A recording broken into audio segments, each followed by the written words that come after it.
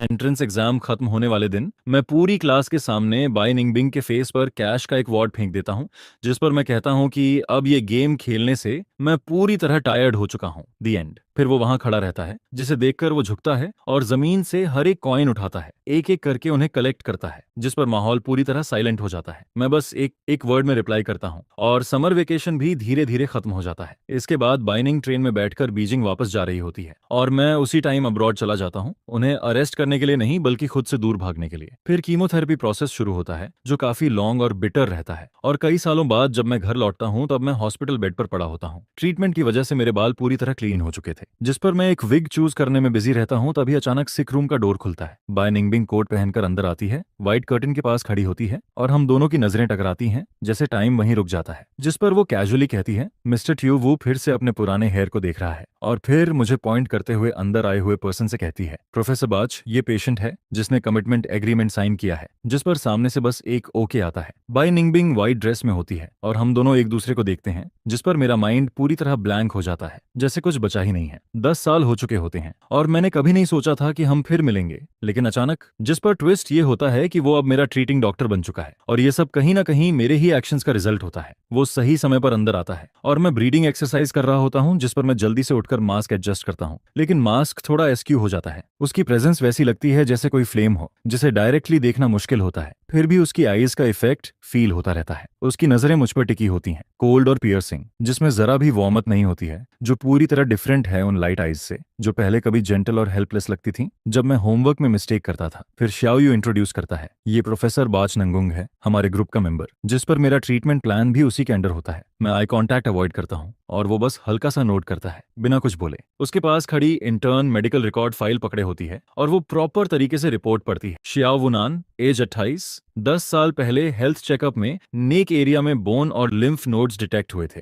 Initial diagnosis ओलिम्चो था, जिस पर आगे की डिटेल्स वो स्किप कर देती है क्योंकि प्रोफेसर ऑलरेडी फेमिलियर होता है। फिर पूछा जाता है, क्या आप इस पेशेंट को जानते हैं? जिस पर मेरा हार्ट तेजी से धड़कने लगता है, जैसे थ्रोट तक आ गया हो, और मैं बिजी होने का दिखावा करता हूँ फोन को होल्ड करके। वो काम वॉइस में कहता है, नहीं जानता, बस ये मेडिकल रिकॉर्ड थोड़ा अनयूजुअल है, मैंने इसे देखा है। जिस पर इंटर्न बताती है कि प्रीवियस ट्रीटमेंट प्रोटोकॉल कंप्लीट हो चुका है। वो बिना किसी इमोशन के सुनता है और कहता है, ओके कंटिन्यू, जैसे कुछ फर्क ही नहीं पड़ता। फिर अगले पेशेंट की तरफ बढ़ जाता है और जाते वक्त एक बार भी मेरी तरफ नहीं देखता, जिस पर मैं धीरे से अपनी स्टिफ नेक मूव करता हूँ और रियलाइज करता हूँ कि मेरी बैक स्वेट से भीग चुकी है। जिस विग को मैं पसंद करता हूँ वो लिन ने चुनी थी, लेकिन वो ऑलरेडी सोल्ड आउट हो चुकी होती है, जिस पर मुझे काफी इरिटेशन और बैड लक फील होता है। लेकिन एक ही चीज राहत देती है कि बाई निंगबिंग मुझे पूरी तरह भूल चुका है, यहाँ तक कि इंटर्न जब मेरा नाम पढ़ती है तब भी उसके फेस पर कोई रिएक्शन नहीं आता। इसके बाद मेमोरी फ्लैशबैक में जाती है, जब हम पहली बार मिले थे और उस टाइम हमारा रिलेशन बिल्कुल नया था। मैं पढ़ाई में अच्छा नहीं था, थोड़ा फैमिली रिसोर्सेज पर डिपेंड करता था और मेरी एकेडमिक परफॉर्मेंस हमेशा लास्ट रहती थी, जिस पर होमरूम टीचर मुझे मोटिवेट करने के लिए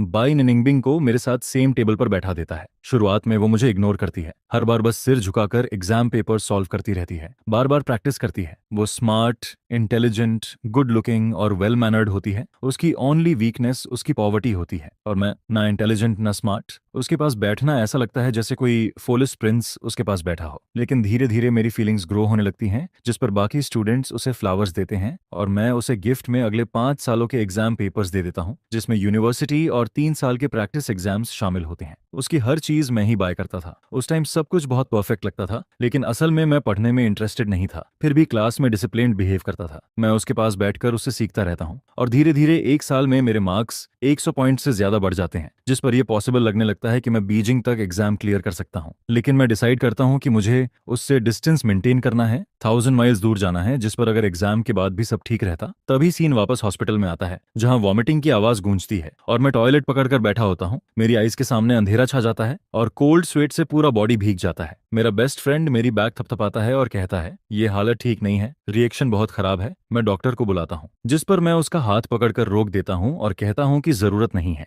फिर मुझे याद आता है कि उस साल 27 राउंड्स कीमोथेरेपी के थे और मैं अकेला अब्रॉड था, जिस पर यह सब मैंने खुद सहा था। और अब 10 साल बाद मैं अब भी उसी फाइट को कंटिन्यू कर रहा हूँ, जैसे ये स्ट्रगल अभी भी खत्म नहीं हुआ है। पुरानी बीमारी फिर से रिलैप्स हो जाती है। मुझे नहीं पता ये अब भी कितने टाइम तक रहेगा, मैं और कितने टाइम तक इस सफरिंग को एंड्योर कर पाऊंगा। अगर हर बार ऐसा ही होता रहा और तुम डॉक्टर के पास जाओगे तो लोग परेशान होंगे, जिसे सुनकर वो अनॉयड फील करता है। उसका फ्रेंड भी खुश नहीं होता। वो कहता है कि इलनेस को कंट्रोल करना पड़ेगा, ब्लीडिंग को स्टॉप करना होगा, डॉक्टर ही इसे ट्रीट करेगा। क्या वो वही डॉक्टर है? मैं जाकर उसे ढूंढता हूँ, वो जरूर कोई तरीका निकाल लेगा। जिस पर मैं उसे जोर से पकड़ लेता हूँ और कहता हूँ ग्रैब हिज लेग, लेकिन उसका बेस्ट फ्रेंड उसे रोक देता है। वो कहता है भाई थोड़ा काम डाउन करो, खुद को लकी समझो, उसकी वजह से उन्होंने मुझे पहचान नहीं पाया। अगर पहचान लेते तो शायद वो मुझे 100 बार कीमोथेरेपी करवाती। जिस पर पीछे से एक कोल्ड वॉइस आती है, किसने कहा कि तुम्हें 100 बार कीमोथेरेपी करवानी है? मेरा पूरा बॉडी स्टिफ हो जाता है, मैं हिल भी नहीं पाता और धीरे से पीछे देखने की हिम्मत करता हूँ, जिस पर मेरा भाई राहत की सांस लेता है। वो कहता है प्रोफेसर बाजतेवु, ये लड़का ठीक फील नहीं कर रहा, ये कीमोथेरेपी का नॉर्मल साइड इफेक्ट है, अगर ये सह नहीं पाया तो? जिस पर बाई निनिंगबिंग कहती है कि अगर ये सह नहीं पाया तो क्या होगा, और मेरे भाई के बारे में पूछती है।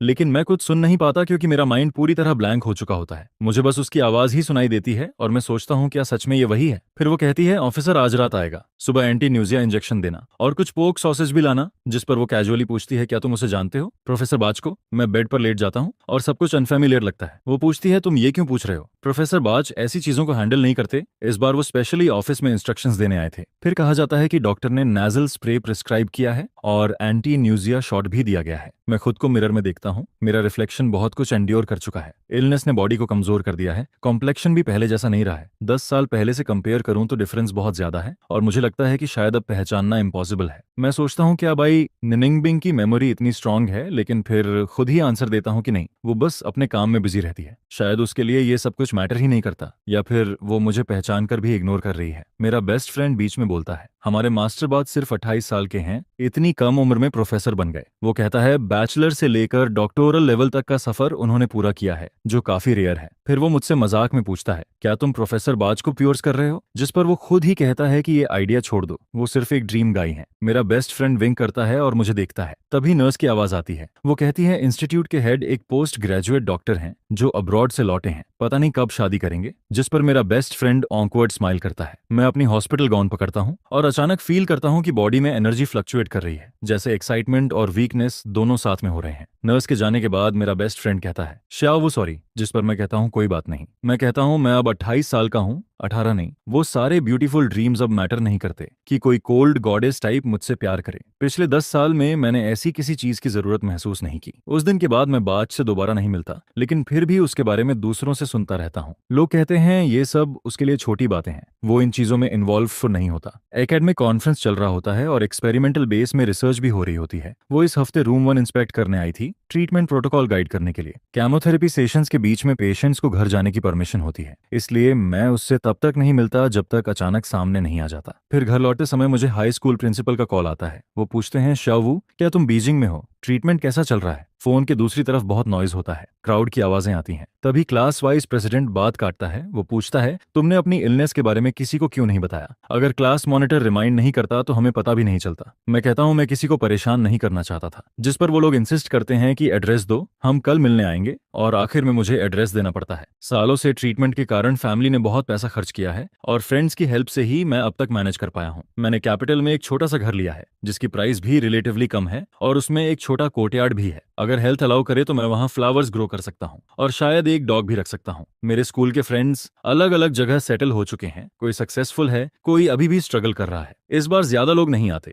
बस 5 या 6 लोग ही आते हैं। सब लोग बैग्स लेकर आते हैं, इंग्रेडिएंट्स लेकर। प्लान होता है हॉट पॉट खाने का, लेकिन वेदर बहुत गर्म होता है। जिस पर कोई कहता है स्टेयर फ्राई बना लेते हैं, लेकिन बाकी लोग इंसाइट करते हैं कि एसी है तो हॉट पॉट ही खाएंगे। सब लोग आर्ग्यू करते हैं, किचन में हसल शुरू हो जाता है और घर अचानक लाइवली और नॉइजी हो जाता है। सब कुछ वैसा ही लगता है जैसे पहले जॉब शुरू करने के समय होता था। सेम एनर्जी, सेम वाइब, जैसे टाइम रुका नहीं है। लीडर सिर हिलाते हुए नाइफ उठाता है और पूछता है, जिस पर मैं कहता हूँ कि उसका बाच नगुंग से कांटेक्ट है। आइस? ये सुनकर मैं एक सेकंड के लिए स्टंट हो जाता हूँ। क्या कहा तुमने? नहीं, ऐसा नहीं है। मैं कहता हूँ कि वो डिजीजेस का एक्सपर्ट है, ब्लड रिलेटेड केसेस में खासकर लिम्फ नोड कैंसर ट्रीट करता है। अगर उससे पूछोगे तो बेटर होगा, लेकिन मैं ज्यादा इन्वॉल्व्ड नहीं होना चाहता। जिस पर बात आइस कंडेंसेशन डिजीज पर आ जाती है और रिजल्ट भी कॉमन ही निकलता है। तभी अचानक से आवाज आती है और फ्रेंड्स की चीयरिंग से पूरा माहौल भर जाता है। बाय निंगबिंग तुम फाइनली आ गई। जिस पर वो कामली अंदर आती है और सब उसे ग्रीट करते हैं। कोई कहता है प्रोफेसर काफी टाइम बाद मिलना हुआ, अंदर आओ बैठो। शाह वो हॉट पॉट खाना चाहता है और तुम एक्सपर्ट हो तो देख लो सब ठीक रहेगा या नहीं। मैं वहीं खड़ा रह जाता हूँ बिना मास्क के। ऐसा लगता है जैसे सब कुछ सडनली एक्सपोज हो गया हो। मैंने एक्सपेक्ट नहीं किया था कि वो यहाँ आएगी, और वो भी ऐसे टाइम जब मैंने फेस भी प्रॉपरली वॉश नहीं किया, मास्क भी नहीं पहना। जिस पर बाई निनिंगबिंग बस कामली मुझे देखती है और कहती है चलो हॉट पॉट खाते हैं। वो कैजुअली बोलती है स्पाइसी हॉट पॉट मत खाना, और एटमॉस्फेयर को नॉर्मल करने की कोशिश होती है जैसे सब कुछ नॉर्मल है। फिर सब हंसते हैं और बात को लाइट बना देते हैं। फ्रेंड्स मजाक करते हैं, कहते हैं जल्दी हेल्प करो श्यावू की, नाइफ उठाओ। जिस पर बाई निनिंगबिंग को पुश करके सोफा पर बैठा दिया जाता है। थोड़ी देर में लिविंग रूम में सिर्फ हम दोनों रह जाते हैं। मैं उसकी नजरों से बचता हूँ और जल्दी से मास्क निकाल कर पहनने की कोशिश करता हूँ, लेकिन तभी वो वेजिटेबल काटते हुए स्पून गिरा देती है। जिस पर वो कहती है कि अब पहचान तो हो ही चुकी है, मास्क की जरूरत नहीं है। रूम का एटमॉस्फेयर ऑकवर्ड हो जाता है और मैं बस वहीं खड़ा रह जाता हूँ। फिर ऑकवर्ड होकर हाथ वापस खींच लेता हूँ। वो कहती है मुझे लगा तुमने मुझे पहचाना नहीं, इसीलिए हॉस्पिटल में भी ग्रीट नहीं किया। मैं कहता हूँ इसकी जरूरत नहीं है, हम इतने क्लोज नहीं है कि ग्रीट करें। जिस पर वो सिर झुकाकर कामली वेजिटेबल्स उठाने लगती है। मैं ऑकवर्ड होकर पानी का ग्लास आगे करता हूँ और कहता हूँ पानी पी लो। वो सिंपल सा थैंक यू बोलकर मना कर देती है, और मैं भी ज्यादा इंसाइट नहीं करता। मैं मन ही मन सोचता हूँ कि हॉस्पिटल में मैंने कहीं कुछ एम्बेरसिंग तो नहीं किया था। तभी किचन से आवाज आती है, श्या वो पेपर टॉवेल खत्म हो गया है, एक और ले आओ। जिस पर मैं तुरंत उठता हूँ और कैबिनेट के ड्रॉर में ढूंढने जाता हूँ। ड्रॉर खोलते ही कैबिनेट जोर से हिलता है, ऊपर रखा फोटो फ्रेम भी अनस्टेबल हो जाता है और अगले ही पल वो गिरने लगता है। तभी बाई निनिंगबिंग उसे पकड़ लेती है। बैकलाइट की वजह से उसका एक्सप्रेशन क्लियर नहीं दिखता, लेकिन उसकी प्रेजेंस कोल्ड फील होती है, जैसे वो खुश नहीं है। वो कुछ नहीं कहती और फ्रेम को नीचे रखते हुए उसे ध्यान से देखने लगती है। वो फोटो पुरानी होती है जो मैंने बाच नंगुंग बैंग के साथ ली थी, जिसमें वो सो रहा था और मैं उसके पास था। जिस पर मैं सोचता हूँ कि इसे छुपा लूं या निगल जाऊं, लेकिन फिर ऑकवर्ड हो जाता हूँ। मैं एक्सप्लेन करता हूँ कि ये बस पुरानी याद है और कैजुअली हंसने की कोशिश करता हूँ। जिस पर वो कोल्ड वॉइस में पूछती है कि क्या तुमने पहले भी लड़कों को डेट किया है। ये सुनकर मैं शॉक हो जाता हूँ और हाँ में सिर हिलाता हूँ, लेकिन उसकी शार्प आईज मुझे जैसे बर्न कर रही होती हैं। मेरी स्माइल धीरे धीरे फेड हो जाती है और मैं उसकी तरफ देखने की हिम्मत नहीं करता। मैं टॉपिक बदलने के लिए किचन की तरफ बढ़ता हूँ, लेकिन एटमॉस्फेयर अचानक टेंस हो जाता है और कुछ देर के लिए साइलेंस छा जाता है। जिस पर वो फ्रेम वापस रखती है, कोट पहनती है और बाहर जाने लगती है। मैं पूछता हूँ तुम कहाँ जा रही हो। जिस पर वो कहती है हॉस्पिटल में कुछ काम है। मैं कुछ और पूछने ही वाला होता हूँ, लेकिन वो ऑलरेडी बाहर निकल जाती है और फिर वो एंट्रेंस पर खड़ी होती है बिना पीछे देखे, जैसे सब कुछ वहीं खत्म हो रहा है। वो मुझे देखता है जो चुपचाप कुछ भी नहीं बोल रही होती है। जिस पर वो कहता है हे, लगता है तुम मेरे कुछ बोलने का वेट कर रही हो। लेकिन वो पहले ही डिसअपॉइंटेड हो चुकी होती है, ये मुझे पता है। वह एक शब्द भी नहीं बोलती, बस एक हल्की सी मॉकिंग हंसी निकालती है जो माहौल को और अजीब बना देती है। एक्स लवर उतना वेलकम नहीं होता है। जिस पर वो पूछता है क्या मेरा यहाँ रुकना रियली जरूरी है। आदमी धीरे से कहता है बस एक वर्ड बोलो, और डोर बंद हो जाता है। इसके बाद बाई निनिंगबिंग के जाने से पूरा माहौल भारी हो जाता है। व्हाइट आइस कंडेंसेशन का डिपार्चर एक समबर फीलिंग क्रिएट करता है जो थोड़ी देर के लिए सबको चुप कर देता है, लेकिन वह फीलिंग जल्दी ही रिच ब्रथ की खुशबू में डिसॉल्व हो जाती है। क्लास मॉनिटर की रननी नोज दिखती है, जिस पर एलसी मॉनिटर मिस्टर को देखकर सब हैरान हो जाते हैं। यह तो अमेजिंग है, कितने साल हो गए तुम्हें खेले हुए। लेकिन उसका स्किल जरा भी कम नहीं हुआ है। एलसी हेड एक्साइटेड होकर एक टी कप उठाता है, सिर हिलाता है और कहता है श्यावू, ग्रिज मत रखना कल। जिस पर वह आगे कहता है कि बाद में उससे फिर बात करेगा, वो क्लास को इग्नोर नहीं करेगा। यह सुनकर बाकी स्टूडेंट्स भी एक एक करके मुझे कंफर्ट करते हैं। जब मैंने कॉल किया था वो बाई निनिंगबिंग की साइड में बहुत बिजी था, लेकिन उसका आना ही सब कुछ क्लियर कर देता है। जिस पर सबको यकीन होता है कि वो जरूर हेल्प करेगा। ठीक है, जल्दी हॉट पॉट खाओ। यह सुनकर सब खाना शुरू करते हैं और सरप्राइजिंगली मुझे उतना अनकंफर्टेबल फील नहीं होता है, बल्कि अंदर ही अंदर बाई निनिंगबिंग के लिए गिल्ट फील होता है। दिल के अंदर मैं सोचती हूँ कि शायद मुझे उसके साथ इतना कॉन्टैक्ट नहीं रखना चाहिए था, क्योंकि मेरी इलनेस अब और भी बढ़ चुकी है और मैं उसके लिए बर्डन बनती जा रही हूँ। इसके बाद सब मिलकर एक lively hot pot meal enjoy करते हैं, जिस पर ऐसा लगता है जैसे हम फिर से एग्जाम से पहले वाले दिनों में वापस आ गए हैं। यूनिवर्सिटी एंट्रेंस एग्जाम की बातें होती हैं, फ्यूचर और आइडियल को लेकर सब एक्साइटेड होकर डिस्कस करते हैं, जिस पर प्लान बनता है कि फिर से मिलेंगे और ग्रेजुएशन ट्रिप पर जाएंगे। फिर कहानी पास में शिफ्ट होती है, जहां मैं और बाई निनिंगबिंग डेस्कमेट्स होते हैं। एग्जाम से एक हफ्ता पहले वो ऑफिस से लौटता है और मुझे पेन से बोर्ड पर कुछ रैंडम ड्रॉ करते हुए देखता है। हे, क्या कर रही हो, वह पूछता है। मैं तुरंत उसे मैप दिखाती हूँ और उसके सामने खड़ी हो जाती हूँ। पहचान नहीं पा रहे, ये बीजिंग है। मैं रेड पेन से 2 सर्कल्स बनाती हूँ, ये तुम्हारा स्कूल है और ये मेरा। जिसके बाद मैं पेन से एक सीधी लाइन खींचती हूँ। 2 पॉइंट्स के बीच स्ट्रेट लाइन सबसे छोटी होती है। यही डिस्टेंस है हमारे बीच फ्यूचर में। यह सुनकर बाई निनिंगबिंग हंस पड़ता है और हंसते ही रहता है। वो कहता है कि वो बीजिंग के एंट्रेंस एग्जाम के लिए अप्लाई करने वाला है। जिस पर मैं पूछती हूँ तुम खुश हो। वो मेरे पास बैठ जाता है और धीरे से मजाक में कहता है कि शायद उसकी लक इतनी अच्छी नहीं है। कुछ दिनों बाद मुझे एग्जामिनेशन रिपोर्ट मिलती है। हेल्थ और टेस्ट रिजल्ट्स दोनों ही इतने खराब होते हैं कि कुछ कहने को बचता ही नहीं है। डॉक्टर पेरेंट्स को सलाह देता है कि मुझे तुरंत बीजिंग लेकर जाओ और डिटेल में चेक कराओ। उस समय सिचुएशन देखकर लगता है कि शायद मैं यूनिवर्सिटी जा ही नहीं पाऊंगी। इसके बाद मैं सप्ली बाई निनिंगबिंग से पूछती हूँ, अगर एक दिन मैं बहुत बीमार हो जाऊं और बीजिंग नहीं जा पाऊं तो तुम क्या करोगे? जिस पर उसका पेन रुक जाता है। वो फ्रॉन करता है और कहता है, क्या तुम ही बीमार हो? फिर खुद ही कहता है कि ये बस एक ऑनलाइन मल्टीपल चॉइस क्वेश्चन जैसा है, सीरियसली आंसर करो। वो कॉन्फिडेंटली कहता है कि वो बेस्ट स्कूल में जरूर एडमिशन लेगा, बस विश बदलनी होगी। उसकी ये बात सुनकर मैं अनईजी फील करती हूँ और बस अपनी मैथ प्रॉब्लम उसकी डेस्क पर सरका देती हूँ, जिस पर वो कहता है, ठीक है, होमवर्क पर फोकस करो, और फिर चला जाता है। मैं अंदर ही अंदर सोचती हूँ कि वो इडियट असल में मेरा लवर है, जो बेस्ट मैथ स्टूडेंट भी है, और मुझे समझ नहीं आता कि मैं ऐसे क्रेजी थॉट्स क्यों सोच रही हूँ। फिर एग्जाम का दिन आता है और उस दोपहर जब एंट्रेंस एग्जाम्स ऑलमोस्ट खत्म होने वाले होते हैं, मुझे अचानक नोजब्लड होने लगता है। खून पेपर पर गिर जाता है, जिस पर मैं सोचती हूँ कि शायद ये पेनल्टी बन सकता है, लेकिन एग्जाम खराब नहीं हुआ था। फिर भी अब ये सब मैटर नहीं करता। इसके बाद मैं डिसाइड करती हूँ कि मैं जा रही हूँ। रात के बीच में बीजिंग के लिए निकल जाती हूँ। कभी कभी इतनी अनकंफर्टेबल फील करती हूँ कि रोने का मन करता है, लेकिन फिर भी आगे बढ़ती रहती हूँ। मैं पहले पहुंचती हूँ, लेकिन कुछ समय बाद टेस्ट रिजल्ट्स मिलते हैं और मुझे लगता है कि अब होम टाउन वापस जाकर सामान पैक करने का टाइम आ गया है। फिर एक सीन आता है जहां मैं अपने फ्रेंड्स के सामने पैसे फेंक देती हूँ और बाई निंगबिंग के साथ अपने रिलेशनशिप को खत्म कर देती हूँ।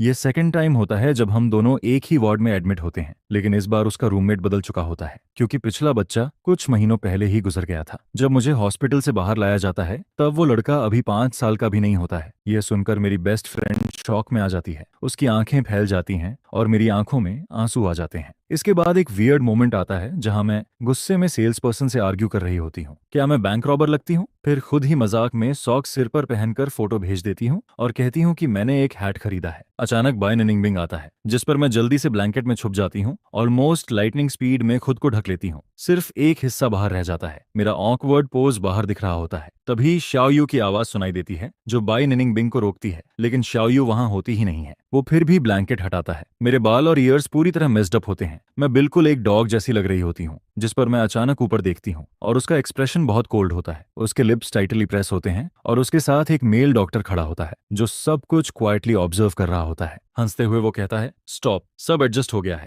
जिस पर वो आगे बोलता है, यही तुम्हारा प्लान है मेडिसिन यूज करने का। और फिर कहता है कि पहले वो मुझे बताने वाला था, लेकिन रिजल्ट ये होता है कि वो बस अंदर आ जाता है। डोर पहले से ही पीछे से उसका इंटेंशन दिखा देता है, जिस पर अगर वो कुछ नहीं भी बोलता तो भी फर्क नहीं पड़ता, जैसे सब कुछ सेल्फ अंडरस्टैंडिंग से क्लियर हो रहा है। रूम में जितने भी पेशेंट्स होते हैं वो टीज होकर हंसते रहते हैं, जिस पर सिर्फ इस फ्रीजिंग डिजीज को ही रीजन बताया जाता है, मत हंसो। लेकिन फिर भी माहौल थोड़ा ऑकवर्ड बना रहता है। वो कहता है कि लगता है अब तुम्हारे पास वो नहीं है और मैं सही माइंडसेट में हूँ ये सब सुनने के लिए। मैं कल फिर आऊंगा। जिस पर सामने से जवाब आता है, आओ, लेकिन फिर तुरंत नो भी सुनाई देता है। प्रोफेसर बाज कहते हैं, तुमने कहा था। जिस पर वो बोलता है, तुम बोलो, मैं ध्यान से सुन रहा हूँ। यह सुनकर मैं जल्दी से उसकी ड्रेस का किनारा पकड़ लेती हूँ। बाय निनिंगबिंग की नजर वहीं रुक जाती है, मेरी उंगलियों के पास, और वो हल्का सा अपने लिप्स खोलता है जैसे कुछ बोलने वाला हो, लेकिन उसकी आईब्राउज गहरी तरह से सिकुड़ जाती हैं, जिस पर ऐसा लगता है कि वो रोने वाली है। और वही सच होता है। डिजीज ने डेंशिया तक कॉज कर दिया है, जिस पर बाय निनिंगबिंग वहीं खड़ी रहती है, बिल्कुल स्टिल।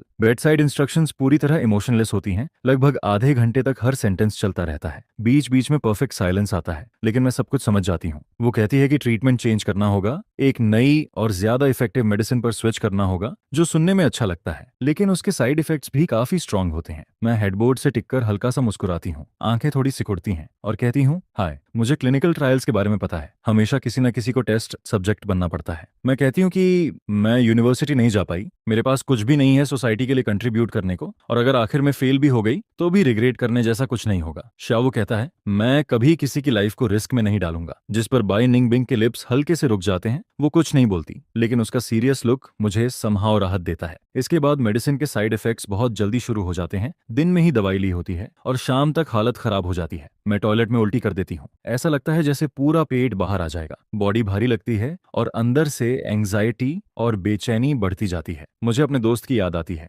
और जब बॉडी थोड़ा स्टेबल होता है तो मैं अकेले व्हील चेयर लेकर हॉस्पिटल के बाहर छोटे गार्डन में चली जाती हूँ। इंस्टीट्यूट शांत ट्विलाइट में डूबा होता है। लेक की सरफेस चमक रही होती है। मैं हवा एंजॉय करती हूँ, लेकिन बीच बीच में ड्राई हीविंग भी होती रहती है। फिर अचानक मैं सिर उठाती हूँ और हमारे सामने एक आदमी खड़ा होता है। शाओ, तुम काफी स्मार्ट हो, वो कहता है। जिस पर मैं पूछती हूँ, तुम यहाँ क्यों हो? तब पता चलता है कि वो वही डॉक्टर है जो उस दिन बाच नहंग बैंक के साथ खड़ा था। मैं उसका नाम पूछना भूल गई थी, लेकिन वो खुद ही जवाब देता है और अपना हाथ आगे बढ़ाता है। थिए लुक कैन नियन। मैं उसका हाथ पकड़ती हूँ और वो रिंग फिंगर की तरफ इशारा करता है, जिस पर मुझे समझ आता है कि वो हॉस्पिटल हेड का बेटा है। मैं हैरान होकर पूछती हूँ, तुम ही वो हो जो बाइनिंग के साथ शादी करने वाले हो? जिस पर वो मेरे पास खड़ा होकर धीरे से पूछता है, तुम और बैंक कैसे मिले थे? मैं कंफ्यूज्ड हो जाती हूँ और थोड़ी देर बाद रियलाइज करती हूँ कि वो बाइनिंग बिंग की बात कर रहा है। माहौल अचानक सेंसिटिव हो जाता है। ओल्ड और न्यू लोगों के बीच हमेशा ऐसा ही होता है। मैं अपनी हैट ठीक करती हूँ और कहती हूँ, हम बस हाई स्कूल फ्रेंड्स थे। और कुछ पल के लिए चुप हो जाती हूँ। बस क्लासमेट्स, मैं धीरे से बोलती हूँ। लुक कान्हा हल्का सा मुस्कुराता है। मैंने भी यही सुना है। लेकिन फिर उसका टोन बदल जाता है। वो कहता है कि मैं बाई निनिंग बिंक का एक्स बॉयफ्रेंड हूँ, जिसने यूनिवर्सिटी एंट्रेंस एग्जाम के लिए उसे पैसे फेंक कर छोड़ दिया था। उसकी बातें बिल्कुल पोलाइट नहीं होती हैं। वो कहता है कि मैं यहाँ ड्रामा करने आया हूँ, बाइनिंग बिंग के बजाय अपना गुस्सा निकालने के लिए। जिंगरान मुझे देखता है और पूछता है, क्या हुआ, बीमार हो? क्या चाहिए तुम्हें? इस तरह से उसे दूर धकेलना चाहते हो? मैं चुप रहती हूँ। हवा तेज चलती है और मेरे कंधे से गुजरती है। तभी कान्हा नियन हंसता है, मॉकिंग तरीके से। कितने स्टूपिड हो, कितने चाइल्डिश। वो कहता है, तुम्हारी वजह से ही मैं उससे एंगेज्ड हो पाया हूँ। मैं अंदर से टूटती हुई भी जवाब देती हूँ, पैसे दो, फिर घुटनों पर बैठकर थैंक यू बोलो और फिर 5 मिलियन और ट्रांसफर करो। मैं उसे घूरती हूँ अनॉयड होकर। वो कहता है, तुम क्या सुनना चाहते हो? जिस पर मैं कहती हूँ, मैं सुनना चाहती हूँ कि तुम्हें रिग्रेट है। वो पूछता है, रिग्रेट? और मैं जवाब देती हूँ, हाँ रिग्रेट है। उस पल कान्हा नियन मुझे ब्लैंक स्टेयर से देखता है और मैं बिना शर्म के मुस्कुराती हूँ। अब मैं फिर से बाई नुंग बैंक को परस्यू करूंगी शुरू से। मैं कहती हूँ, मैं उसे कन्फेस करूंगी, रोऊंगी और कहूंगी कि मैं अब भी उससे प्यार करती हूँ। मैं कहती हूँ कि वो तुम्हें तुरंत छोड़ दे और मुझसे शादी कर ले। मैं सिर ऊंचा करके खड़ी रहती हूँ और लू जिंगरान के रिएक्शन का इंतजार करती हूँ, लेकिन वो बस दूसरी तरफ देखता है। फिर मुझे एक अजीब एक्सप्रेशन से देखता है और मुस्कुरा देता है। हंसते हुए वो जोर से कहता है, बाइनिंग बिंग, अगर तुम्हारा एक्स फिर से कन्फेस करे तो क्या तुम वापस आओगी? यह सुनकर मेरी स्माइल फ्रीज हो जाती है। मुझे लगता है जैसे मैं अचानक किसी गड्ढे में गिर गई हूँ। चेहरा जलने लगता है जैसे उस पर गर्म तेल और मिर्च डाल दी गई हो, और सामने बाइनिंग का ठंडा चेहरा दिखाई देता है जो सब कुछ बिना इमोशन के देख रहा होता है। आइस के चेहरे पर कोई एक्सप्रेशन नहीं होता है। वो कहती है, तुम ट्राई कर सकते हो, देख लेते हैं। फिर धीरे से बोलती है, मैं लगभग अपनी एबिलिटी खो चुकी हूँ, सोचो इसके बारे में। जिस पर वो कहती है, क्या ट्राई करूं? ये कि वो अब भी मुझसे प्यार करता है? उस केओस के बीच बस यही आवाज सुनाई देती है। उसकी वॉइस दूर कहीं से आती हुई लगती है, जैसे इको हो रहा हो 10 साल तक। वो कहती है कि वो ट्राई कर सकता है, ये बोलकर कि वो अब भी उससे प्यार करता है और देखे कि क्या वो वापस आएगी। उसकी आवाज मेरे दिमाग में गूंजती रहती है, लेकिन जैसे ही मैं होश में आता हूँ, मैं लुक कान्हा की सिलहुट देखता हूँ जो दूर जा रहा होता है और बाई निनिंग बिन धीरे धीरे मेरी तरफ बढ़ती है। मैं व्हील चेयर पर बैठा होता हूँ। मेरे पैर जैसे 1000 किलो भारी लगते हैं। एम्बैरेसमेंट, इनसिक्योरिटी, शेम, रिग्रेट, सब इमोशंस एक साथ ओवरलैप होकर गले में अटक जाते हैं, जैसे एक बड़ा पत्थर रास्ता रोक रहा हो। बाइनिंग मुझे पुश करती है। हम लेक के किनारे चलते हैं। हवा के साथ उसकी ठंडी और इंडिफरेंट आवाज आती है, हे कुछ बोलोगे नहीं? जिस पर मैं सोचता हूँ, क्या बोलूं? क्या ये कहूं कि जो अभी बोला वो सब नॉनसेंस था? मैं सिर झुका लेता हूँ। वो बस एक फिगर ऑफ स्पीच था। मैं धीरे से बोलता हूँ, अब मैं खुद को और भी छोटा महसूस करता हूँ। बाइनिंग आगे बढ़ती है। शाओई मुझे टीज करता है, तुम बहुत खुश हो क्या? तुम्हारा लव। जिस पर वो अचानक पूछती है, तुम मुझे इतना चीप कैसे ट्रीट कर सकते हो? मैं तुरंत बोलता हूँ, नहीं मैं मजाक नहीं कर रहा था। मैं एम्ब्रेस्ड होकर सिर झुका लेता हूँ। बस हम आर्ग्यू करना चाहते थे। नेक्स्ट टाइम ऐसा नहीं होगा। मुझे माफ कर दो, ये मेरी प्रॉब्लम है। पहले मैं हमेशा बाई निंगबिंग की इमोशन समझ लेता था। जब वो गुस्सा होती थी तो हंस देती थी, हाय हा हा, और मैं तुरंत अपोलोजाइज कर देता था। लेकिन इस बार वो बिल्कुल नहीं हंसती है। मेरी आंखों में आंसू भरने लगते हैं। वो कहती है कि उसका और लुक कान्हा नियन का एंगेजमेंट हुआ है, लेकिन वो सिर्फ उसके फादर की विश थी। बस करो। वो मेरे पास आकर बैठती है, नीचे झुककर मेरी आंखों में देखती है। आज मैंने ही उसे बुलाया था, वो कहती है। उसकी आवाज हैवी लगती है। जब बात उस पॉइंट तक पहुंची, मैंने उसे सब बता दिया। वो मुझे ध्यान से देखती है और जैसे जैसे वो पास आती है, मेरा दिल तेज धड़कने लगता है। मेरे अंदर गुस्सा और रेजेंटमेंट उठता है। मैं सोचता हूँ कि मैं पहले ही इतना अनलकी हूँ और अब मरते वक्त भी प्रेशर झेल रहा हूँ। कंग्रेचुलेशंस, मैं कड़वे टोन में बोलता हूँ। वो हैरान होकर पूछती है, कहाँ? मैं चिढ़कर कहता हूँ, इसीलिए कहता हूँ तुम स्टूपिड हो। फिर मैं कहता हूँ, मैं आर्ग्यू नहीं करना चाहता, मुझे न्यूजिया हो रहा है। मेरी आंखें लाल हो जाती हैं और आंसू गिरने लगते हैं। मैं कहता हूँ, उस साल जो हुआ उसकी रिस्पॉन्सिबिलिटी मेरी है, मेरी गलती थी। मुझे तुम्हें हर्ट नहीं करना चाहिए था। उस वक्त तुम्हें इंसल्ट करना गलत था। मैं धीरे से कहता हूँ, क्या तुम मुझे अकेला छोड़ सकती हो? बाइनिंग मेरे कंधे पर बैंडेज कस देती है। मैं सिर झुकाकर गहरी सांस लेता हूँ, फिर ऊपर देखता हूँ। वो कहती है, मुझे देखो, क्या तुम्हें लगता है मैं अब भी उन चीजों की परवाह करती हूँ? उसकी आंखें सिकुड़ती हैं। वो थोड़ा ब्लश करती है, मेरा हाथ पकड़कर नीचे रखती है, फिर अपने व्हाइट शर्ट का कॉलर उठाती है। हम इस पॉइंट तक आ चुके हैं, वो कहती है। शाओयू, क्या तुम्हें लगता है मैं ह्यूमिलेशन की परवाह करती हूँ? वो कहती है। क्या तुम्हें लगता है मुझे नहीं पता कि उस साल तुमने ब्रेकअप क्यों किया? फिर वो अपने बारे में बताती है। मैंने मैथमेटिक्स पढ़ा, अब डॉक्टर बन गई हूँ। वो कहती है कि उसने प्यार पाने की अपनी विश छोड़ दी थी। वो मेरे सामने खड़ी होती है, उसकी आंखों में सोरो होता है। मेरा रिजेंटमेंट और बढ़ता जाता है। मैंने इतने साल सफर किया सिर्फ यहाँ तक आने के लिए। मैं सोचता हूँ तुम कैसे एक वर्ड बोलकर मुझे दूर भेज सकती हो। मैं शॉक हो जाता हूँ। सच में? वो बताती है कि उस एक्सपेरिमेंट के रिक्रूटमेंट के लिए उसने क्लास मॉनिटर से मुझे कॉल करवाया था। उसे पता था कि मैं जरूर आऊंगा। मेरा दिमाग कंफ्यूज हो जाता है। मैंने ये बात सिर्फ क्लास मॉनिटर को बताई थी और उससे सीक्रेट रखने को कहा था। क्या उसने सब बता दिया? मैं सोचता हूँ। हवा तेज हो जाती है, दूर से नर्स की आवाज आती है। हम वापस रूम में आते हैं। बाइनिंग अपनी इमोशंस दबाती है। शावू, ऐसे गिव अप मत करो, वो कहती है। मैं कहता हूँ मैं तुमसे लड़ने नहीं वाला, लेकिन मैं तुमसे भागूंगा भी नहीं। इसके बाद जब मैं बाहर से वापस आता हूँ, मैं बस बेड पर बैठा रहता हूँ, ब्लैंक। मेरी बेस्ट फ्रेंड मेरे सामने हाथ हिलाती है। क्या हुआ? ऐसे क्यों हो जैसे सोल खो गया हो? वो पूछती है। मैं बस कहता हूँ बाइनिंग बिंग पागल है, और चुप हो जाता हूँ। वो मेरी लाल सूजी आंखों को देखती है जैसे कुछ याद करने की कोशिश कर रही हो। फिर कहती है, वो लड़का सच में बेवकूफ है, और आज के बारे में पूछती है। उसके जाने के बाद मैं क्लास मॉनिटर को कॉल करता हूँ। हेलो शावू, क्या हुआ? वो पूछता है। मैं कहता हूँ मैंने बाइनिंग बिंग के बारे में सपना देखा, जिस पर वो अचानक चुप हो जाता है। साइलेंस छा जाता है। फिर वो कहता है, शावू सॉरी, मैंने उसकी स्टोरी बाचनुंग बैंक को बता दी। यह सुनकर मैं साई करता हूँ। मुझे पता है, मैं कहता हूँ। वो घबराया हुआ लगता है। मुझे पता था ये गलत है, लेकिन उस समय वो बहुत अर्जेंट था। वो कहता है, तुमने उसे पैसे दिए और चले गए? वो हमेशा, और उसकी आवाज धीरे धीरे फेड हो जाती है। आइस नीचे तक ब्लॉक कर देती है, जिस पर वो पूरे हफ्ते ऊपर ही रहते हैं। क्राउड भी वहीं इकट्ठा होता रहता है और एडमिशंस ऑफिस के टीचर्स भी साथ में आ जाते हैं। पेरेंट्स इसे अचीवमेंट समझते हैं, जैसे कुछ बड़ा हासिल हो गया हो। हम लोग ऑलमोस्ट पार्टी जैसा फील करते हैं, सेलिब्रेट भी करते हैं। लेकिन सबसे इंपॉर्टेंट इश्यू ये होता है कि सिर्फ एक दिन में उसका 5 इयर्स का वेट कम हो जाता है, जिस पर अगर कोई उसे उस हालत में देखे तो वो छुपा भी नहीं पाएगा। बाद में पता चलता है कि उसने अपना डिसीजन बदल लिया था, जिस पर मेरे दिल में भी अजीब सा फील होता है। बिल्कुल अच्छा नहीं लगता है। मैं सोचती हूँ कि शायद तुम मुझे रिजेंट करोगे, इसी वजह से मैंने इतने साल कुछ कहा ही नहीं। लिटिल वू, सुन रहे हो? वो पूछती है, जिस पर मैं आंखों में आंसू लेकर कहती हूँ, हाँ सुन रही हूँ। वो कहती है, मैं तुम्हें में ब्लेम नहीं कर रही, और फिर कहती है कि ठीक है, सॉरी डिस्टर्ब करने के लिए। जिस पर मैं बोलती हूँ, नहीं बिल्कुल नहीं। फिर वो कहती है कि रिलेशनशिप तुम्हारा अपना मैटर है, चलो इसको प्रॉपर्ली डिस्कस करते हैं। तभी फोन बजता है। रूम में साइलेंस छा जाता है। मैं फोन को कसकर पकड़ती हूँ, चेस्ट टाइट हो जाती है और शार्प पेन फील होता है। हॉस्पिटल रूम की पिच ब्लैक रात में दबे हुए रोने की आवाज गूंजती है। मैं खुद को कंप्रेस होते हुए महसूस करती हूँ। मुझे लगता है मैं एक फूल हूँ जो खुद को सही समझता है और सब कंट्रोल में रखना चाहता है, लेकिन अब सब खत्म हो चुका है। मुझे लगा था कि मैंने सब कुछ सीक्रेट रखा है, सब लोग अच्छे थे, लेकिन असल में सबसे इंपॉर्टेंट पर्सन को शुरू से ही सब पता था। अचानक पेशेंट रूम का डोर खुलता है। बाइनिंग बिंग दरवाजे पर खड़ी होती है। हमारी आंखें मिलती हैं। दोनों की आंखों से आंसू बह रहे होते हैं। उसका चेहरा टेंस होता है। वो जल्दी से अंदर आती है। क्या हुआ? तुमने उसे देखा? वो कहाँ है? उसके इमोशंस कंट्रोल से बाहर होते जा रहे होते हैं। मैं खुद को रोक नहीं पाती। अचानक वो फूट फूट कर रोने लगती है। तुमने अपना डिसीजन क्यों बदल लिया पुष्पे? वो कहती है, तुम इडियट हो, पागल हो, बचो, उसे तुम्हारी जरूरत नहीं है, समझते क्यों नहीं? बाइनिंग बिंग स्टन्ड रह जाती है। वो अपने लिप्स दबा लेती है और मेरी सारी बातें चुपचाप सुनती रहती है। फिर वो पूछती है, क्या तुमने क्लास मॉनिटर से बात कर ली? मेरी आंखें जलने लगती हैं। मैं कहती हूँ, हाँ ठीक है। जिस पर वो पूछती है, क्या ठीक है? फिर उसकी आंखों में एक अलग सी चमक आती है। थोड़ा डरावना सा फील होता है। वो कहती है, हम फैमिली हैं, क्या हम फिर से अलग हो सकते हैं? मैं इंस्टिंक्टिवली पीछे हटती हूँ। वो जोर से कहती है, बोलो, और मुझे मजबूर करती है, तुम्हें खुद को देखना होगा। शाओयू, तुम मुझे जानते हो, मैं किससे डरती हूँ? वो कहती है कि वो किसी चीज से नहीं डरती, इवन अगर लाइफ छोड़नी पड़े। उसके लिप्स कांपते हैं, उसकी आवाज भी कांपती है। वो लंबे समय तक रोके हुए आंसू रोकती रहती है, जैसे वो इस बात को कहना नहीं चाहती थी, लेकिन आखिर में बोल देती है, अगर एक दिन हम अलग भी हो गए तो भी मैं ऐसा कभी नहीं करूंगी, क्योंकि शाओवू ने खुद अपनी लाइफ खत्म कर ली थी। वो मेरा चेहरा उठाती है और धीरे से कहती है, तो क्या अब तुम मानते हो कि तुम वीक हो? यह सुनते ही मैं बाइनिंग बिंग को पकड़कर टूट जाती हूँ। वो भी सिर झुकाकर अनकंट्रोलेबली रोने लगती है। इसके बाद सेकंड राउंड की कीमोथेरेपी शुरू होती है। वेट और कम होकर लोएस्ट लेवल पर आ जाता है। तभी अचानक लैंडलॉर्ड का कॉल आता है। वो कहती है कि उसका बेटा शादी करने वाला है, इसलिए वो अब घर रेंट पर नहीं देगी। वो कपल्स को भी पसंद नहीं करती। कॉन्ट्रैक्ट ब्रीच और पैसे की बात करती है और कहती है कि 2 दिन में घर खाली करना होगा। जिस पर मैं लैंडलॉर्ड से बात कर रही होती हूँ और बाइनिंग बिंग पास बैठी होती है। वो धीरे से कहती है, मुझे उससे बात करने दो, लेकिन मैं कॉल काट देती हूँ, जरूरत नहीं है। मैं कहती हूँ कि ब्रीच का पैसा काफी है, मैं नया अपार्टमेंट ढूंढ लूंगी। जिस पर वो कहती है, हमारा नया घर है,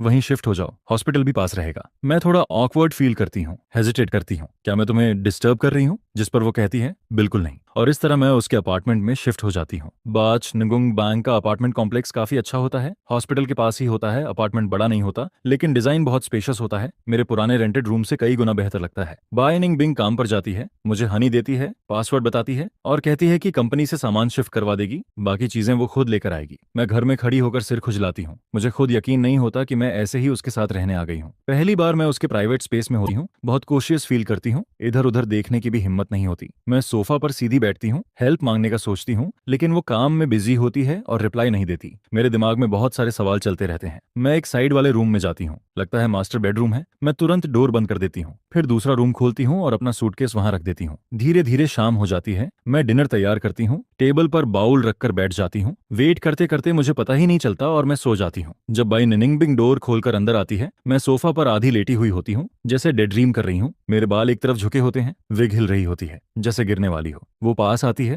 तभी मैं अचानक से चौंक कर उठ जाती हूँ। तुम आ गई? मैं पूछती हूँ। वो कहती है हाँ मैं आ गई, और उसकी नजरें मुझे देखती हैं जैसे हॉस्पिटल से भी ज्यादा इंटेंस और गर्म फील हो रहा होता है। मैं जल्दी जल्दी अपना विग ठीक करता हूँ। वो खड़ा होता है, खाना खा चुका होता है और अब सोने जा रहा होता है। वो कहता है आज काम बहुत बिजी था, फिर कहता है नेक्स्ट टाइम मेरा वेट मत करना, जिस पर मैं बोलता हूँ ठीक है नहीं करूंगा। वो जल्दी से वापस लिविंग रूम में चला जाता है और मैं अपना विग फिर से चेक करता हूँ। रिग्रेट रुकता ही नहीं है, लगता है ये मेरी डार्क साइड है। अभी थोड़ी देर पहले ही ये ऑलमोस्ट निकल गया था, अब भी ढीला लग रहा है। शायद बाई निनिंगबिंग ने नोटिस नहीं किया होगा, वरना मैं कहाँ अपना सिर छुपाता। मैं चिढ़कर विग उतार देता हूँ, फेस बनाता हूँ और साई करता हूँ। हालत बहुत खराब लगती है। याद आता है कि कभी मैं क्लास का हार्ट थ्रॉब हुआ करता था और ये तो बस सेकेंड राउंड की कीमोथेरेपी है, आगे शायद और भी बार सिर मुंडवाना पड़ेगा। तभी क्लैटर क्लैटर की आवाज आती है, जैसे कुछ रुक गया हो। डोर के पास से आवाज आती है। वो कहती है कि पर्सनल आइटम्स बाथरूम में रखे हैं, आकर वॉश करोगे? मैं तुरंत लाइट बंद कर देता हूँ और बेड में घुस जाता हूँ। मैं सोने जा रहा हूँ, मैं जवाब देता हूँ। बाहर फिर कोई आवाज नहीं आती। वो कुछ देर डोर के सामने खड़ी रहती है,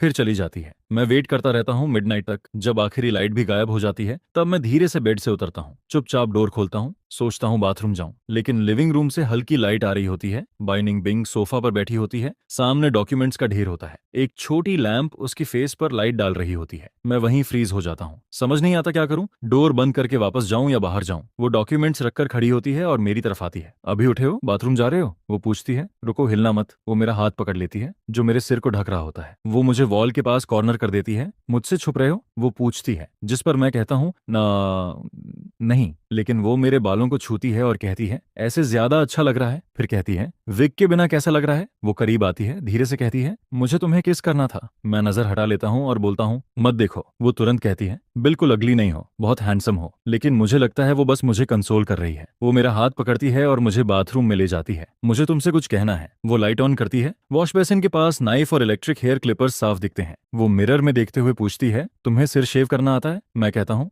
अभी नहीं करना चाहता, अभी तो थोड़े बाल हैं। लेकिन वो रिबन निकालकर मुझे देती है। प्लीज मेरी हेल्प करो, मेरे बाल शेव कर दो। मैं उसे देखता हूँ और दिमाग में उसकी बाल्ड इमेज आ जाती है। थोड़ा अजीब लगता है लेकिन वो फिर भी खूबसूरत लगती है। मैं मशीन ऑन करता हूँ, बजिंग साउंड आती है, मेरी आंखें जलने लगती हैं, रोने का मन करता है। वो मेरा हाथ पकड़कर कहती है ठीक है आओ आओ। उसका हाथ स्टेडी होता है, धीरे धीरे उसके बाल गिरते जाते हैं, जमीन पर बिखर जाते हैं। काफी देर बाद सब खत्म हो जाता है। वो खड़ी होकर मेरी तरफ देखती है, उसकी आंखें लाल होती हैं, फिर वो झुककर मेरे लिप्स पर हल्का किस करती है। अब तुम भी शेव कर सकते हो। वो कहती है मैं हमेशा तुम्हारे साथ हूँ। मैं अंदर से कुछ अजीब फील करता हूँ। वो कहती है अब मैं तुमसे रिजेंट नहीं करती, क्योंकि तुमने भी मेरे लिए ये किया है। और वो रोते हुए हंसती है। इसके बाद जब हम बाहर जाते हैं, मैं विग खरीदता हूँ, एक अपने लिए और एक बाई निंग के लिए। जब लोग उसे देखते हैं तो शॉक्ड हो जाते हैं, लेकिन वो हैप्पीली उसे एक्सेप्ट कर लेती है। इसके बाद वो लोग सिर्फ घर पर ही विग उतारते हैं। कुछ महीने जल्दी जल्दी गुजर जाते हैं, ट्रीटमेंट कंप्लीट हो जाता है, कंडीशन स्टेबल हो जाती है और डिजीज आगे नहीं बढ़ती है। गुड न्यूज आती है, क्लास मॉनिटर कंग्रेचुलेट करता है, एक छोटा गैदरिंग प्लान होता है। वो इस बार हेल्थ कैसी है? वो पूछता है और कहता है कि अभी उसे इनवाइट नहीं करेंगे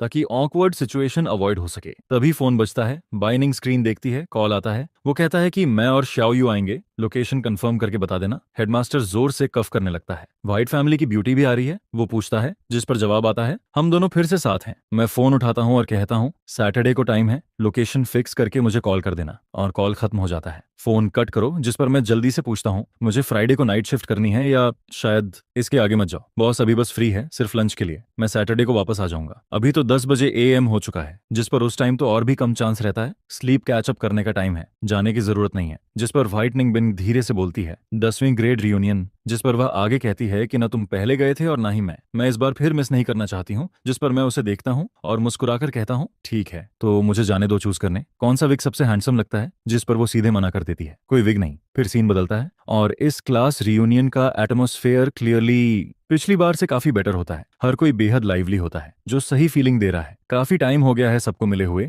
जिस पर जैसे ही मैं और बाच अंदर एंटर करते हैं, निंग बिंग तुरंत अटेंशन का सेंटर बन जाती है और सबके डिस्कशन का मेन टॉपिक भी वही बनती है। जिस पर सब लोग घेर लेते हैं और पूछते हैं तुम दोनों कब फिर से साथ आए, किसने पहले इनिशिएटिव लिया, पिछली बार तुम दोनों के बीच क्या हुआ था, क्या तुम लोग आर्ग्यू कर रहे थे। यह सुनकर मैं बिल्कुल स्पीचलेस हो जाता हूँ, समझ नहीं आता कहाँ से शुरू करूँ। जिस पर व्हाइट निंग बिंग बहुत कामली बोलती है रिलैक्स, एक एक करके आंसर देते हैं। फिर वो कहती है हम कुछ महीनों पहले ही फिर से साथ आए हैं, और आगे बताती है कि इनिशिएटिव उसने लिया था, पिछली बार गलती उसकी थी, वो हमेशा उस पर गुस्सा हो जाती थी। जिस पर सब लोग मुस्कुराने लगते हैं और पुराने सालों की सारी बातें फिर से सामने आने लगती हैं। जिस पर कोई कहता है उस साल सबसे पहले मुझे पता चला था कि शाओ यू को फ्रीज चीजें पसंद हैं। जिस पर दूसरा तुरंत बोलता है हाँ, उसने खुद एडमिट किया था। जिस पर फिर कोई पूछता है सर आपको मुझसे पहले कैसे पता चला। जिस पर वो हंसते हुए बोलता है कि उसने शाओ यू को सीक्रेटली देखते हुए पकड़ लिया था। फिर वो बताता है कि आइसक्रीम मशीन उस तरफ बंद हो गई थी और उसने देखा कि शाओ यू पूरी तरह से लॉस्ट था। काफी देर तक बाई निनिंगमिंग की फोटोज को देखता रहा। यह सुनकर सब चौंक जाते हैं और पूछते हैं ये कब हुआ था। जिस पर जवाब आता है नोटिस बोर्ड पर जो 10वीं ग्रेड रैंकिंग लगी थी उसी में बाई निंग बिंग की सबसे ब्यूटीफुल फोटो फर्स्ट रो में लगी थी। जिस पर उसकी नजरों के नीचे मेरा फेस लाल हो जाता है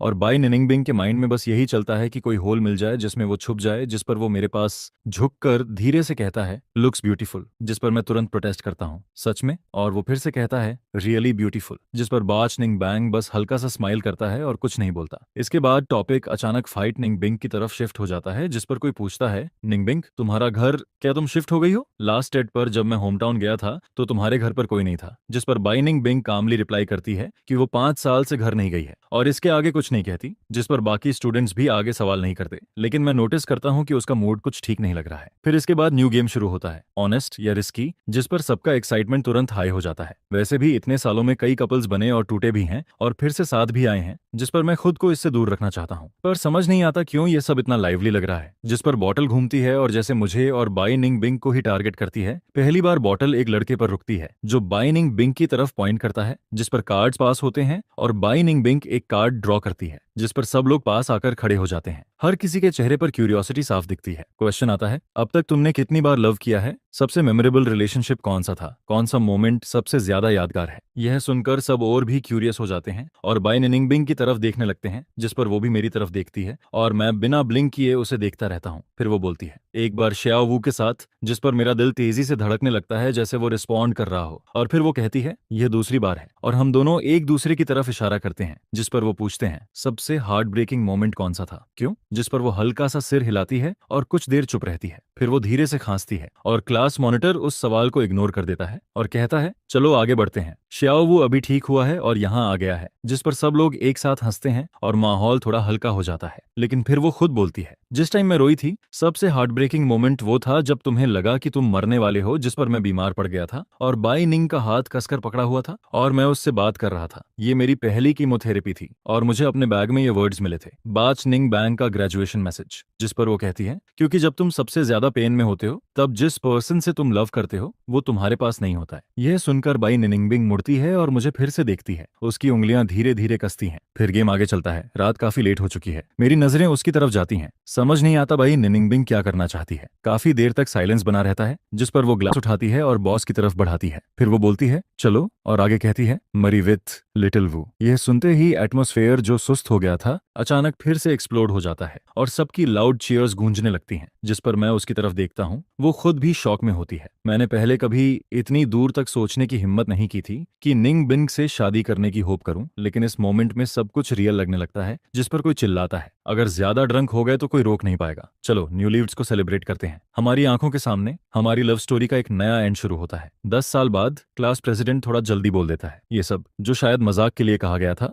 जिस पर मैं बस हाँ में सिर हिलाता हूँ और कहता हूँ सही है। फिर मैं देखता हूँ कि अब एमसी हायर करने की भी जरूरत नहीं है, हम खुद ही शुरू कर सकते हैं, जिस पर सब लोग जोर से हंसने लगते हैं और फिर धीरे धीरे टैक्सीज के साथ सब एक एक करके जाने लगते हैं और आज रात का सारा एक्साइटमेंट खत्म होने लगता है। क्लास मॉनिटर आंख मारता है, वो मेरे और बाई निंगबिंग के कंधे पर हाथ रखता है और कहता है कि तुम दोनों को साथ रहना चाहिए, ये बहुत अच्छा है। मैं तुम्हारी सेलिब्रेशन वाइन पीने का इंतजार कर रहा हूँ, जिस पर हम दोनों बस खड़े रहते हैं और क्लास मॉनिटर की बैग को देखते हैं जो धीरे धीरे दूर चला जाता है। सडनली मुझे ऐसा फील होता है जैसे मैं उसे देख पा रहा हूँ वेडिंग सेरेमनी, जिस पर वो होस्ट बना हुआ है। प्रोग्राम और एपियरेंस से पूरा एटमॉस्फेयर स्टीयर कर रहा है और वहां की हवा भी अलग फील हो रही है, जिस पर मैं धीरे से बाज का हाथ पकड़ता हूँ। नूंग बैंग रुकती है और पूछती है, अंकल और डियन क्या हुआ? जिस पर मैं कहता हूँ, उनकी चिंता मत करो, उसने थोड़ी अल्कोहल ली है इसलिए थोड़ा टिप्सी है। फिर जब हम घर आते हैं मैं उसके आर्म्स में लेट जाता हूँ और वो जल्दी ही सो जाता है। मुझे नहीं पता कितना टाइम बीत गया। काफी देर बाद अपने ड्रीम में मुझे सुनाई देता है कि भाई निनिंगबिंग फोन पर बात कर रही है। उसकी आवाज शार्प और कोल्ड होती है, जैसे किसी अनहर्ड एनिमी से भरी हुई हो, जिस पर मैं बेड से नीचे उतरता हूँ और चुपचाप साइड में खड़ा होकर सुनता हूँ।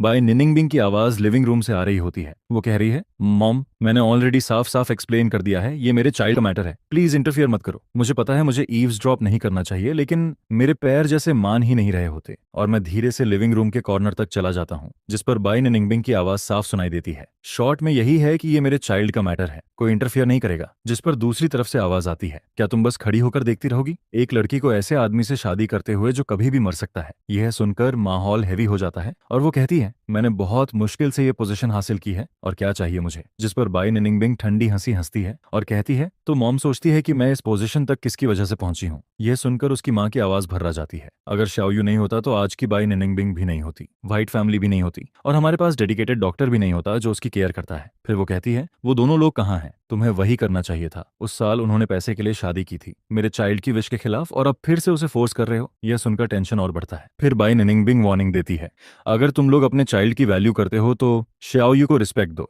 थोड़ा ही सही। अगर मेरे लिए ट्रबल क्रिएट किया तो ब्लेम मत करना कि चाइल्ड तुम्हें एक्सेप्ट नहीं करेगा। जिस पर अचानक लाउड आवाज के साथ फोन टेबल पर फेंका जाता है। उसी समय मुझे ठंड लगती है और मैं छींक देता हूँ, जिस पर बाय निंगबिंग वहीं बीच में खड़ी होती है और सीधा मेरी तरफ देखती है। मैं साइड में खड़ा क्वाइटली सुन रहा था और उसका कोल्ड एक्सप्रेशन धीरे धीरे हेल्पलेस लुक में बदलता है। फिर वो कपड़े बदलती है, बेयरफुट होती है और पूछती है, ठंड नहीं लग रही? जिस पर मैं सिर खुजाता हूँ और बोलता हूँ, पानी पीने गया था और वापस आ गया। जिस पर वो कहती है, मेरे लिए भी डाल दो। मैं कहता हूँ ठीक है। फिर मैं जल्दी से रूम में आकर ब्लैंकेट ओढ़ लेता हूँ और वो जब वाटर लेकर आती है उसके एक्सप्रेशन में ठंडापन होता है, शायद अभी पेरेंट्स से आर्ग्यू करके आई है और सबटली सबको दूर करना चाहती है। जिस पर मैं पूछता हूँ, क्या उन्होंने सच में ऐसा कहा और उन्होंने अपने हिसाब से क्या किया? तुम्हारी विश क्या है? जिस पर बाज नंगुंग बैंग मुझे घूर कर देखती है और मुझे पूरा पानी पीने को कहती है। फिर एम्पटी कप लेकर बोलती है, अगर उस दोपहर मैंने लॉग इन नहीं किया होता तो रिक्वेस्ट मॉडिफिकेशन सिस्टम का रिजल्ट प्रेस रिलीज के बाद आता और मुझे एडमिशन के समय ही पता चला कि उन्होंने ऑनरेडी स्कूल शुरू कर दिया था। ये उसकी विश थी, इसलिए तुम्हें खुद को ब्लेम करने की जरूरत नहीं है। फिर वो कहती है, अगर वो नहीं होता तो आज मैं भी नहीं होती। जिस पर अंधेरे में मैं उसके और करीब आ जाता हूँ और बाज नंग बेंग को पकड़ लेता हूँ। वो कहती है, मैंने मेडिसिन पढ़ी है, सफरिंग तो होती है, ये कहना कि नहीं होती झूठ होगा, लेकिन मैंने तुम्हें कभी डिसीव नहीं किया। जिस पर वो मेरे बैग को धीरे से पैट करती है। फिर वो कहती है, कभी कभी मुझे लगता है लोगों का मिलना और फिर मिलना डेस्टिनी में ऑलरेडी फिक्स्ड होता है। जिस पर मेरी आवाज सॉफ्ट हो जाती है और मैं कहता हूँ, अगर हम कभी दोबारा ना भी मिलें तब भी मैं ऐसा ही सोचूंगा। जिस पर बाई निनिंगबिंग की आंखें ब्राइट हो जाती हैं और वो फर्मली कहती है, सही, इसलिए चाहे कितने भी साल गुजर जाएं, व्हाइट निनिंगबिंग और शाओयू साथ रहेंगे, वो मिलेंगे ही, बस जल्दी या देर की बात है। इसके बाद उस दिन के बाद मैं फाइनली इस मैटर को सीरियसली सोचने लगता हूँ बाई निनिंगबिंग से शादी करने का। और बाई निनिंगबिंग मुझे क्लियरली बता देती है कि इस डिजीज का सर्वाइवल रेट बहुत लो है, एज का इस पर ज्यादा इफेक्ट नहीं है। अगर ये रिकर नहीं होता तो शायद मैं बूढ़ा होने तक जी सकता हूँ। फिर शादी लगभग 6 महीने बाद सेट होती है। मैं टाइम का पूरा यूज करना चाहता हूँ अपने बाल बढ़ाने के लिए, ताकि शादी तक अच्छे हो जाएं, ना कि 2 छोटे हेड्स जैसे दिखें। फिर आधा साल बहुत जल्दी बीत जाता है। अब मैं बेहतर फील कर रहा हूँ, स्ट्रॉन्ग और लाइवली, बॉडी भी इंप्रूव हो रही है, वेट बढ़ता है और बाल भी थिक हो जाते हैं। दूर से देखने पर चेहरा रोजी लगता है और ओवरऑल कंडीशन काफी अच्छी लगती है। फिर मैं मॉम को कॉल करता हूँ, काफी क्लोज होकर बात करता हूँ और फाइनली लास्ट मंथ आ जाता है। जिस पर मैं पूछता हूँ, शाओयू बीजिंग में कैसा है? डॉक्टर ने क्या कहा? जिस पर जवाब आता है, पेशेंट की कंडीशन स्टेबल है, कोई बड़ा प्रॉब्लम नहीं है। यह सुनकर राहत मिलती है और वो कहती है कि मॉम और डैड मिलने आने का प्लान कर रहे हैं, लेकिन अगर छोटा भाई प्रोविंशियल एग्जाम में बिजी ना होता तो मॉम उसके साथ नहीं होती। ये सुनकर मुझे उस साल की याद आती है जब मैं बीमार पड़ा था और मॉम ने एक बेबी बॉय को जन्म दिया था, जिस पर उनका सारा अटेंशन उसी पर चला गया और मेरे हिस्से में कुछ भी नहीं बचा। एक्चुअली मैं उन्हें ब्लेम नहीं करता। एक बच्चा, एक बेटा जो कभी भी जा सकता है, वो दूसरे बच्चे से कंपेयर नहीं हो सकता। दूसरा बच्चा हेल्दी है, अचीवमेंट्स हैं, कैरेक्टर भी अच्छा है, सब कुछ एक्सलेंट है। जिस पर खासकर जब मेरे बॉर्न होने से पहले उन्होंने बहुत पैसा खर्च किया, मेरी बीमारी ठीक करने के लिए हर तरह की मेडिसिन ली। ये सब सोचकर मैं फोन रखने से पहले बोलता हूँ, मॉम मैं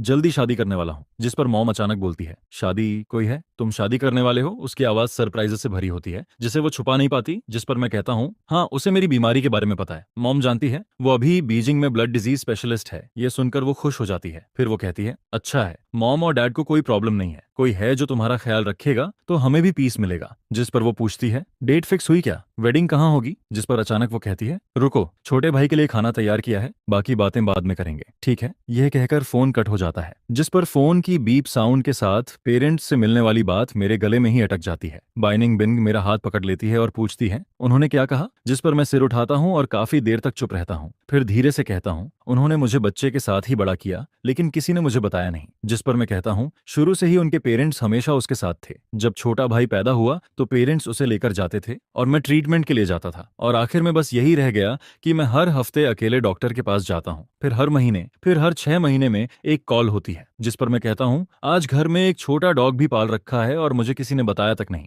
अपने ही घर में बड़े बेटे होकर भी मैं समझ नहीं पाता ये कैसा फील है। जिस पर बाइनिंग बिंग सब समझ जाती है और मेरा हाथ कसकर पकड़ लेती है। फिर वो कहती है, शादी दो लोगों के बीच की बात है, हमें खुद डिसाइड करना चाहिए, ठीक है? जिस पर मैं हाँ में सिर हिलाता हूँ और फाइनली वेडिंग बीजिंग में डिसाइड होती है। कोई ग्रैंड सेरेमनी नहीं होती। जिस पर जियांग सिर्फ उस दिन शाम को आता है जब हम पेपर्स रिसीव करते हैं। मैरिज रजिस्टर करते टाइम हम क्लासमेट्स और फ्रेंड्स को बुलाते हैं और सब साथ में खाना खाते हैं। क्लास मॉनिटर फिर इमोशनल होकर रो पड़ता है। जिस पर वो इंसिस्ट करता है कि वो गाइड बनेगा और वहीं प्रोग्राम हैंडल करेगा। जिस पर सब लोग उसे रोक नहीं पाते और उस दिन का एटमॉस्फेयर बहुत अच्छा होता है। क्लास प्रेसिडेंट की लीड में मैं और बाय निंगबिंग एक छोटी वेडिंग सेरेमनी जैसा फील करते हैं, जिस पर हमें फ्रेंड्स और क्लासमेट्स की तरफ से ब्लेसिंग्स और सिंसियर विशेस मिलती हैं। एक फ्रेंड बाय निंगबिंग का स्लीव पकड़कर उससे प्रॉमिस करवाता है कि वो मुझे अच्छे से ट्रीट करेगी। जिस पर सब लोग हंसते हैं और माहौल लाइट हो जाता है। फिर अगले दिन मैं और बाच निगोंगबांग हनीमून ट्रिप शुरू करते हैं। हम दोनों डिसाइड करते हैं कि अलग अलग प्लेसेस पर जाएंगे, बहुत सारी फोटोज लेंगे और घर की दीवार पर लगाएंगे। जिस पर अगले कुछ सालों में हम पूरे कंट्री में ट्रैवल करते हैं।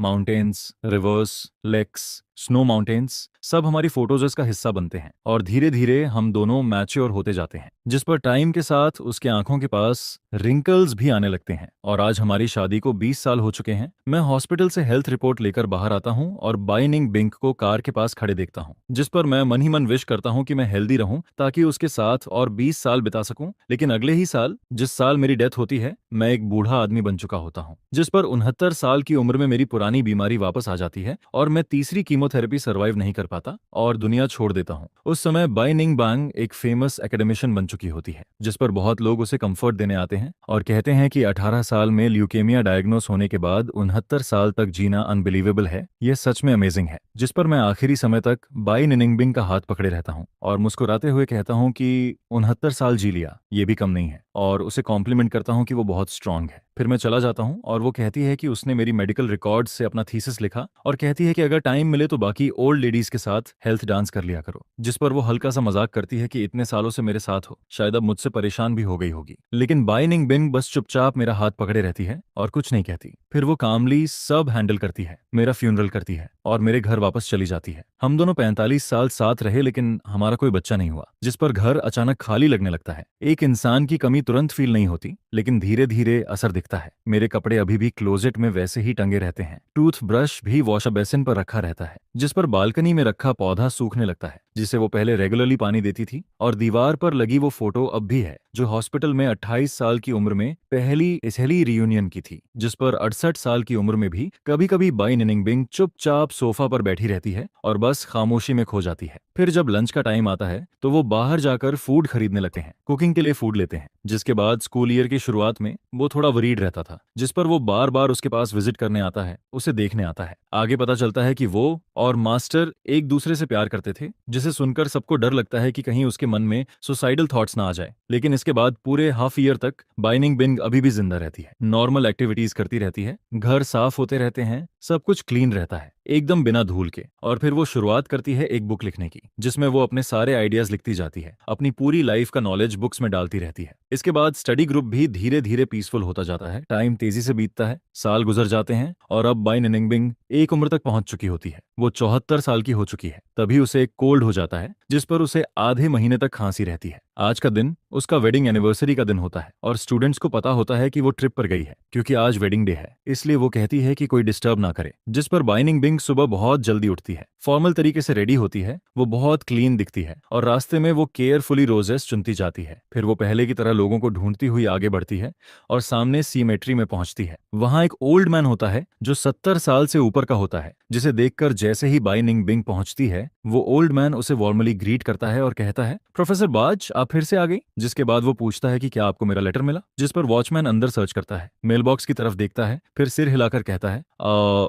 आज नहीं, कोई लेटर नहीं है। यह सुनकर बाई निनिंग बिंग हल्का सा नोट करती है और फिर सीधा अंदर चली जाती है। फिर वो ग्रेव के पास पहुंचती है, पहले रोज से ढकी हुई चीज को नीचे रखती है, फिर टॉम्बस्टोन के पास बैठ जाती है। जिसके बाद वो अपनी शर्ट के अंदर से कुछ निकालती है जिन्हें उसने इंटैक्ट प्रिजर्व करके रखा होता है। हर लेटर प्रोटेक्टिव चेन बैग्स में रखा होता है, एक भी कोना मुड़ा हुआ नहीं होता है। ये सब वो लेटर्स होते हैं जो उसकी डेथ से पहले के होते हैं। फिर उसे याद आता है कि सेमेस्ट्री केयरटेकर को उसने पहले इंस्ट्रक्ट किया था कि अगर वो उसे मिलने ना आए तो कुछ भी लाने की जरूरत नहीं है, बस ये लेटर्स उसे दे देना क्योंकि ये इंपॉर्टेंट है। ये दिखाता है कि उसने अपनी नई लाइफ शुरू कर दी है, लेकिन अगर वो फिर भी आती रहे तो उसे ये वाइट दे देना। जिसके बाद निंगबिंग पहला लेटर खोलती है जिसे वो पहले ही याद कर चुकी होती है, लेकिन फिर भी वो उसे वर्ड बाय वर्ड पढ़ती जाती है। बचनगुंग बांग, क्या तुम मुझे मिस करके पागल हो रहे हो? नहीं, चलो मुझे पता है तुम क्या सोच रहे हो। याद है तुमने क्या प्रॉमिस किया था? तुम्हें अच्छी लाइफ जीनी है। कुछ दिन पहले मेरे स्टूडेंट्स मेरे पास कंप्लेन करने आए थे, जियांग एक डिफिकल्ट प्रॉब्लम फेस कर रहा है, इसलिए ह्यूमैनिटी के डेवलपमेंट के लिए तुम्हें कोशिश करते रहना होगा। और तुम्हारा ऑर्किड कैसा है उसका ध्यान रखना, विंटर में उसे अंदर रखना, समर में डायरेक्ट सनलाइट से बचाना, थोड़ा पानी देना, बस थोड़ा सा। फिर आगे लेटर में कुछ रैंडम बातें भी होती हैं जिसमें वो याद करती है कि कुछ साल पहले उन्होंने कॉ कैंप में बीफ हॉटपॉट खाया था जो बहुत टेस्टी था, जिसे याद करके वो कहती है कि काश एक बार फिर जा पाते। इसके बाद बाई निनिंगबिंग मुस्कुराती है,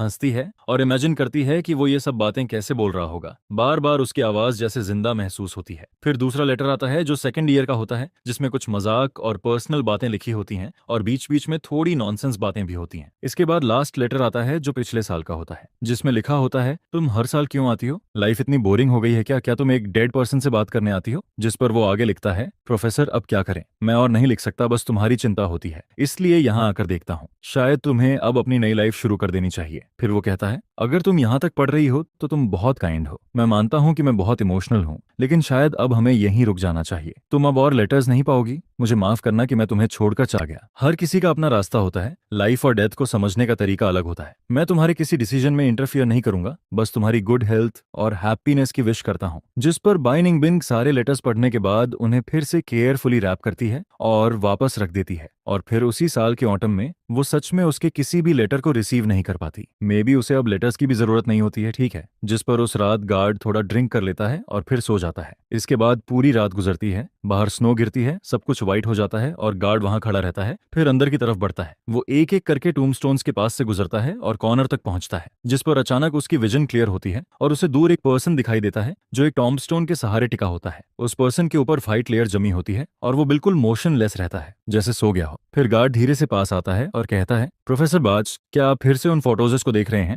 जिसके बाद वो उसे हाथ से हिलाता है, जिस पर पता चलता है कि वो बाई निंगबिंग होती है और अचानक वो नीचे गिर जाती है। बाई निंगबिंग, जो अब 74 साल की हो चुकी होती है, 5 साल की सेपरेशन के बाद ठंडी हवा में चुपचाप गिर जाती है। आगे बाच नगुंग को ऐसा फील होता है जैसे धुंध के बीच उसे एक शैडो दिखती है, जैसे शाओयू की अपीयरेंस सामने आ रही हो। वो एक वार्म ब्राइट लाइट की तरह मुस्कुराता है और उसे दूर से हाथ हिलाता है, जिस पर बाई निंगबिंग हवा को चीरते हुए उसकी तरफ बढ़ती है और दोनों के 10 फिंगर्स आपस में टाइटली इंटरट्वाइन हो जाते हैं। फिर लोगों की मीटिंग और रियूनियन का ये मोमेंट सामने आता है जो डेस्टिन्ड लोगों के लिए पहले से तय होता है। और आखिर में बाई निंगबिंग और शाओयू का साथ होना सिर्फ टाइम की बात रह जाती है, चाहे जल्दी हो या देर से।